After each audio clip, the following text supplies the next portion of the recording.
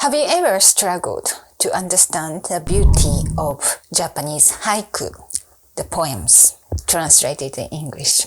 I don't blame you, because when the Japanese haiku is translated in English, it is usually in very short 3 sentences. And sometimes the noun is very prominent in the sentence. It is just like the statement. And from the statement in English, if you read, it sounds just flat. And also for the sound, if you read in English, it's not like the poems in English, using the rhymes. And so in English, there's no rhyme if you read Japanese poems in English. And so you might struggle. But at the same time, you hear haiku is the one of the most beautiful poems in the world, and I don't understand this beauty, etc. So this is actually takes kind of time, and also understand what haiku is and what's behind these sentences. And of course, if you hear it in Japanese, and if you read it in Japanese, it is different, and the meaning is more profound. And in a way, haiku is more like seeing a picture, the paintings. So if you see the Impressionist painting like Monet, and you see the beautiful pond with lotus flowers, and you can say, yes, there's a lotus flower in the spring pond, or something like that. So you interpret what you see.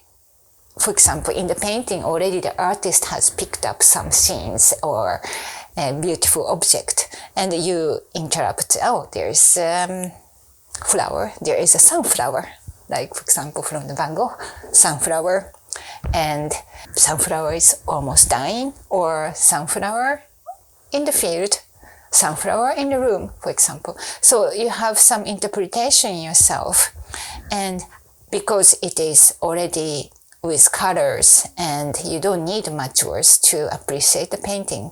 However, in haiku, haiku poems, it is just in a flat sentence, so it is difficult to use our imagination and from the words. For example, Matsuo Basho, the 17th century most celebrated Japanese haiku poet. One of his famous haiku poem. In English, I read. In English, the old pond, a frog leaps in, sound of the water. A frog, old pond, sound of water. Well, maybe sound of water, yeah, splash, yes. But then a frog, you might not like the frog, and you feel like, ooh, frog. But so from here, from these haiku poems, they're being Japanese, and also I write haiku. Most of Japanese we learn at school as well, but also me as an artist, I make haiku and art together. So I'm going to read in Japanese. 古い池やカエル飛び込む水の音。One more. 古い池やカエル飛び込む水の音。So 古い池, the old pond, means in Japanese, the pond, we usually have it in an old Japanese garden, or it could be somewhere in the countryside. But also old pond can be in the Japanese garden, and especially with, like related to a tea ceremony house, with a tea house. And there are some green moss, and because old pond means it's old, so in the old pond there are lots of activity in it, lots of green moss, and the color of old pond is quite deep. And so furuike is old pond, means it's not about dirtiness, but it's something deeper with the history. And you can, I imagine immediately with the Japanese, like for example in Kyoto, and there are many old houses, with traditional architecture, and in the courtyard there's old pond. And kaeru is a frog. Frog, they appears around June during the rainy season, so it's called kigo. It's the word of season. So when we hear kaeru, the frog is the symbol of the Japanese rainy seasons. You may have seen in Japanese traditional paintings as well, like you might see Japanese painting with a snail as well, but also snail or frog. That's also because frog loves to have some rains and so it's implies it's June, and then the frog leaps in, so something active happening there, and splash of water. So splash of the water. So the person, Matsuo Basho, might be just, I can also feel he is maybe just seated in the Japanese room. From the Japanese room, you can open the window, shoji. It's actually floor to ceiling shoji. Then it's immediately connect to the garden. And maybe he's sitting there, or I could be the one who is watching this. And then just calm, nothing's happening, because it also says that the writer, the author of this poem, has the time to connect to nature and enjoy the nature. So the reader also can be the writer as well. So you can actually appreciate, yes, old pond in the old Japanese garden. And a frog. Oh, just found a little frog over there because I'm just enjoying this moment and have this time.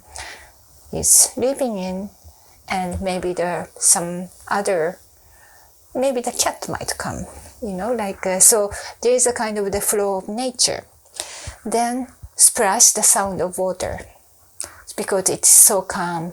It could be in the morning, or it could be late afternoon, we don't know, but it's very descriptive. So in that sense, it's not just about the frog, it's not about the old pond, but the time, fleeting time, the presence of time that we go with these words are very beautiful. So as I said, that's why when in Japanese, when we hear the word like furuike, and we can also say furui ike, but if you say furuike, it's just already the one particular meaning. It's emerged from the noun. Then when it is translated in English, it is difficult to understand. But also there are many wonderful haiku writers outside of Japan in English or other languages. And I know many haiku societies, and they are writing in English and other languages, and I think that's so beautiful, and I also adore these societies.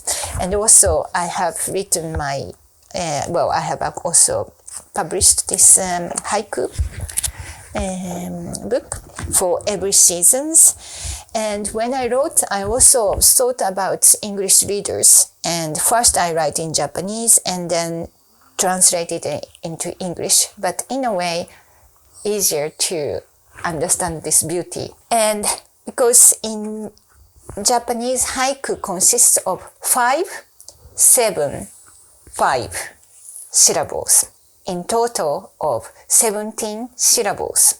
So Japanese language has a very specific pronunciation, like in Spanish we have a, e, I, o, we say a, I, u, e, o. So it's very easy to count in beat. So, like going back to the famous Basho's haiku, furuike ya, that's 5. Kaeru, tobikomu, 7. 水の音 Mizu is water, no oto, the sound. So 575. So that's how we compose. We select a word, we select and we compose to match 575 syllables. So how do we do that? Like for example, in Basho's case, it is said in the history that he has actually came up with the word kaeru tobikomu, means a frog leaps in. Then from there, he actually composed or selected like Furuike, the old pond, and Mizunoto. I also do the same. Like sometimes we were actually doing the retreat in Spain, and I just spontaneously said at the end of the day, okay, let's make haiku. Because I saw the beautiful sunset in our site, and we were in the south of Spain, and the sunset was so beautiful, and our community spirit was so wonderful, and I was really kind of charged with this joy. So we decided to make it. I did in of course in Japanese, and others. We had English speaker, French speaker, Spanish speaker, and Russian speaker. So they have actually made haiku in their own language. Of course, in Japanese, we can follow the syllable of 575, but they did in 3 sentences with 1 short descriptive sentences. So we can actually, it's like when we make art, when we decide to paint sometimes, we can just pick up one object or one scene, the sun or sunset, flower. Then from there, you can describe the situation, you can select the word. And when you read it, just go into use the imagination and how the writer has selected this word and what it could have been if it were you who is choosing these words. I hope this helps you to understand haiku. If you'd like to know more about this subject, please subscribe to my newsletters. And also, if you like to read my poems and my art, haiku, it is on my website in the art section, gallery section. So please visit and see you next time.